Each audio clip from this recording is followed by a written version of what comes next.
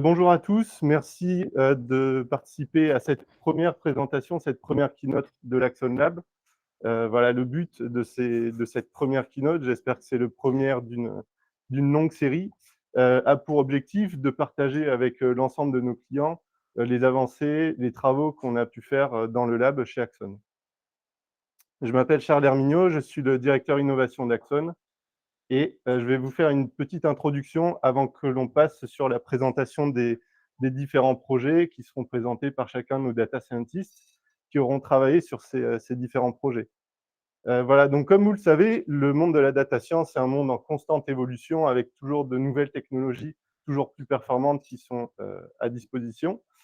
Et chez Axon, on s'engage à vous mettre à disposition des data scientists qui sont vraiment à la pointe de ces technologies. Et c'est en ce sens qu'on a créé le lab Axon.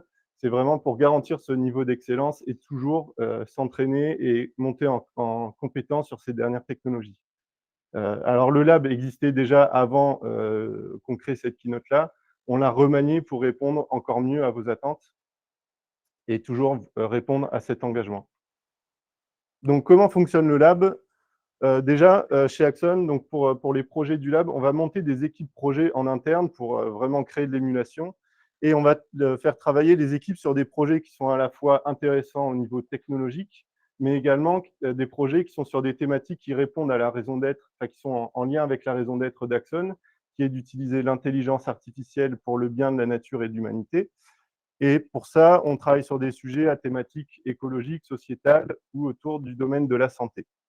Pendant ces projets-là, on va essayer d'embarquer un maximum de technologies unitaires qui vont nous permettre de monter en compétences et capitaliser pour les réutiliser plus tard sur les missions. On part sur des batchs de projets qui vont durer 3 mois. L'objectif, déjà, c'est de faire une première phase de screening en amont des batchs pour identifier des projets intéressants. On les passe dans une grille de sélection qu'on a montée en interne pour identifier ceux qui pourraient être les plus intéressants au travers notamment de l'aspect technique et l'aspect à impact, on va dire, des différents projets. Et ensuite, on va travailler dessus pendant les 3 mois pour terminer pour capitaliser enfin tout ce qui aura été fait et vous le partager au travers des keynotes. Pour travailler sur les projets au sein du lab, nos data scientists ont jusqu'à une demi-journée par semaine de disponible. Ce qui nous permet de dégager du temps pour monter en compétences, ce qui est quand même important pour nous permettre de vous proposer toujours le meilleur en termes de data science. Au niveau du planning, donc là, on est à la fin du Q2 2022, donc la fin du premier batch de ce nouvelle mouture du lab. Ce premier batch a été lancé au même moment que la saison 10 de Data for Good. Pour ceux qui ne connaissent pas, Data for Good, c'est une association de bénévoles, data scientists, data engineers, qui travaillent avec des associations qui sont porteuses de projets for good, donc de la même façon avec des thématiques environnementales, des thématiques sociétales ou de santé. Donc là, on est à la fin de ce premier batch avec une keynote fin Q2. Dès la semaine prochaine, on va lancer le batch 2 puis le batch 3 sur Q4 pour finir par une keynote fin décembre à laquelle on vous conviera bien évidemment.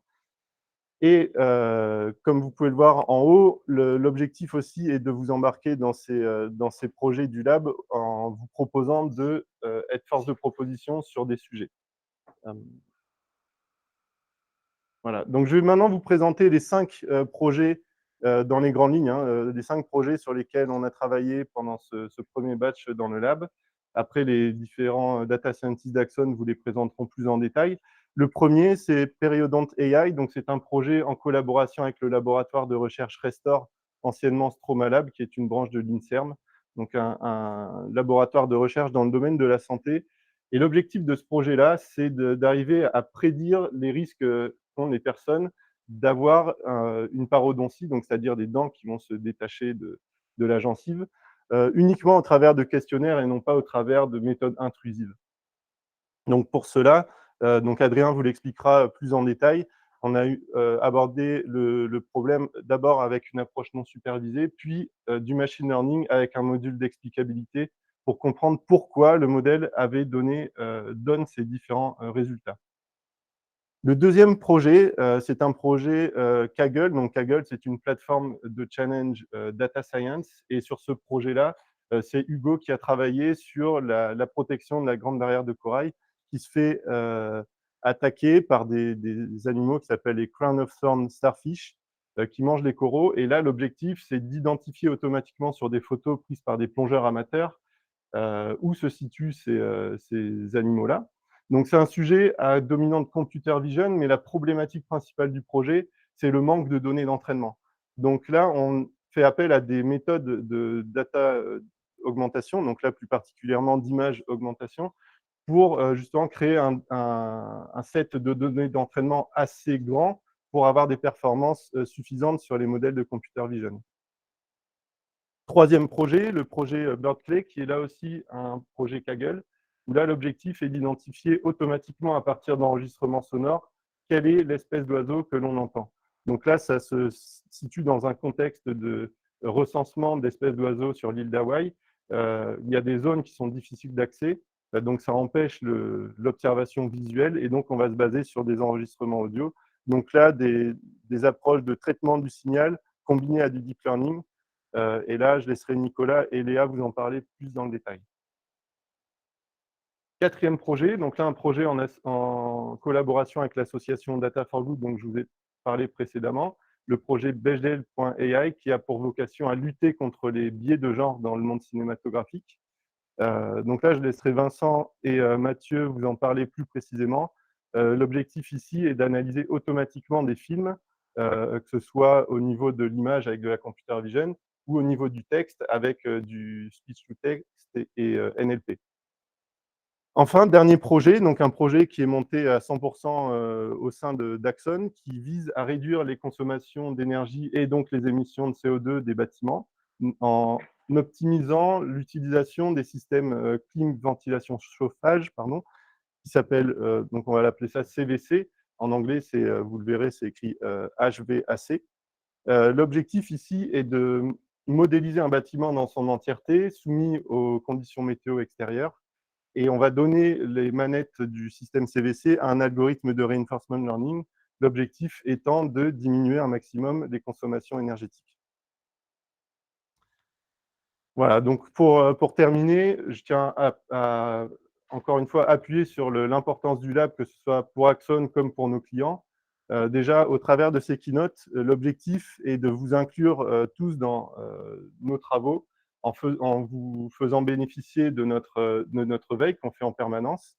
Et donc, pour ça, on organise des keynotes tous les 6 mois, donc on vous conviera bien évidemment à ces keynotes. Le deuxième point est que le fait de monter en compétences et de capitaliser, on a mis tout un système de capitalisation et de partage des connaissances au sein du lab, et même au sein d'Axon en général, ce qui permet en fait à tous les data scientists d'être au courant et capables de vous proposer le meilleur de ce qui se fait en data science.